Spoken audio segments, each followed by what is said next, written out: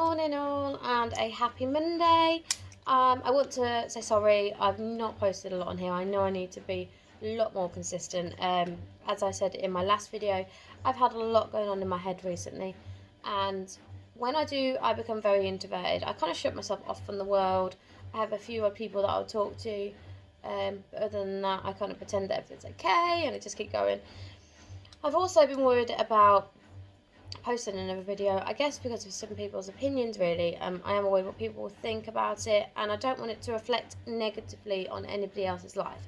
I mean, some people might think, as they're involved with me, they're friends with me, that, oh, look at your friend, like, how can you be friends with this and that? And I want to spread awareness on that, because you can't force somebody to understand. All you can do is try and explain to somebody and show somebody why and how we are the way we are. Now, I've had some good moments and some low moments after the last few weeks. Definitely more good than lower now, and it's something I'll explain to you and go in a little bit about in the future really. So, as I explained previously, when I used to go to CBT and therapy before, I was always thinking about the here and now. I've never become aware that I maybe need to dig a little bit deeper.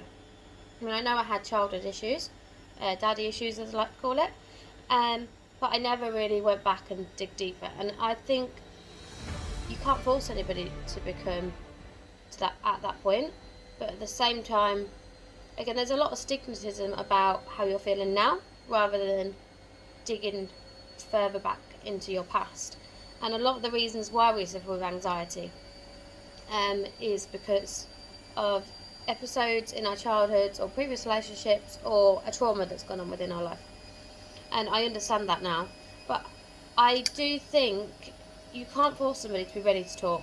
I mean, there's a big stigmatism about men and talking at the minute. I mean, men, a little bit more than as women, we have this very hard exterior. So when somebody says you've got to talk about things, you're like, oh, go away, like, fuck off. Sorry, swearing. Because we don't want to affect that hard exterior and just keep going and going and going. And I just think that something happens in your life that makes you realise, I've got to talk to somebody. Now, talking is possibly the worst thing we can say. Like, I mean, I've got friends and family that I talk to, but the fact of having a therapist or a counsellor or CBT practitioner that you can talk to outside of it means there's no judgmental comments. They don't know your life. They only know what you're telling them, and they can give you hope. They can give you advice. They can also give you a massive understanding.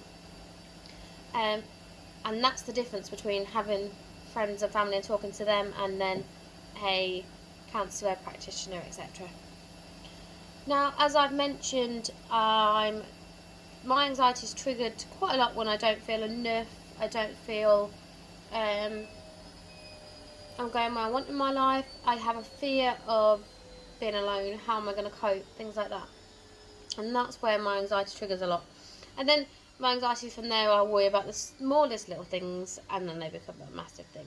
As some of you know, we all experience anxiety differently, so I don't expect you to say, yeah, that's exactly how I feel.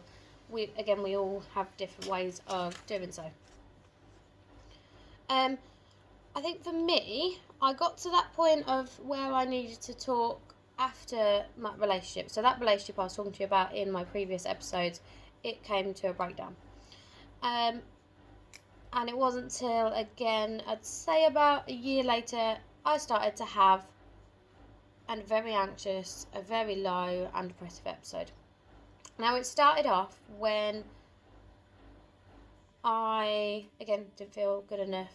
I didn't feel appreciated. I weren't sure if the partner I was with me at the time loved me. Again, it's a lot of the fact of that self-love, maybe that self-esteem isn't there. But that triggers something in me. And I came to the realisation I needed to talk to somebody, and actually really talk to somebody. No CBT, nothing like that, but really go to a therapist and talk about my past. When I came to this realisation, when I realised there was a repeat of episodes, there was a repeat of thoughts, there was a repeat of my actions. I could see a cycle, and I could see where it started off when I was, say, my first episode must have been when I was, 21? And then I could see it happening in every relationship from there. And when I look back now, I can see it when I was younger as well. And again, it's all to do with what triggers them anxious thoughts.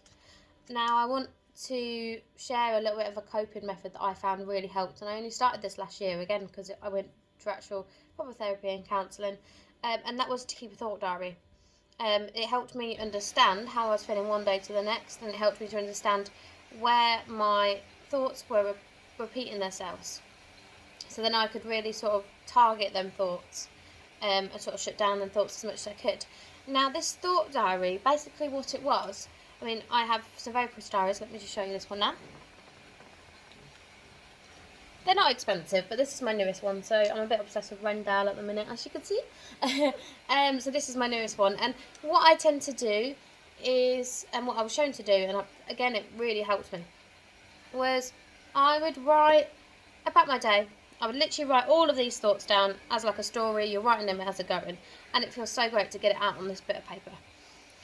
And then once I've wrote them all out, it doesn't matter what time of the day you do it. I mean, you want it to be more afternoon.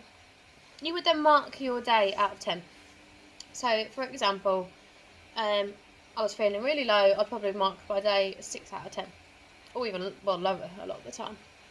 And then at the end of the day, or the next morning, I would then write all the things that I did that actually kept me going that day, or all the things that I'm surprised I did. So when I was at a real low point last year, mine was I hoovered the house. I got out of bed. It was really the minutest things, and then you realise it becomes minute to quite big. Oh, I ate a massive lunch. I cooked for myself. And then you would then mark it out of 10 again. And you'll realise that actually, after all of that, it's gone up a little bit. Because even if the fact you've got out of bed to go to the loo, or you've had a shower, when you are in a low depressive mode, I mean, them things, self-care doesn't really happen. So they are quite big things. So again, I'd mark it again and I'd realise, I've got a 7 out of 10. Or I've even got a 6.5 out of 10, when originally it was 6. And I would do this every day. I mean, some days, another coping method for me is to go to the beach. Go and sit by the beach, and I would write and I'd write and I'd write and I'd write. And if anything, it saves all of that feeling drained and all of that emotion coming out in yourself, because you're writing it. So it's coming out on your page rather than coming out on you physically and emotionally. And that's where we are so tired, when we feel like that. Now, I'm going to stop here because I have a bit of a issue about going on a little bit too much.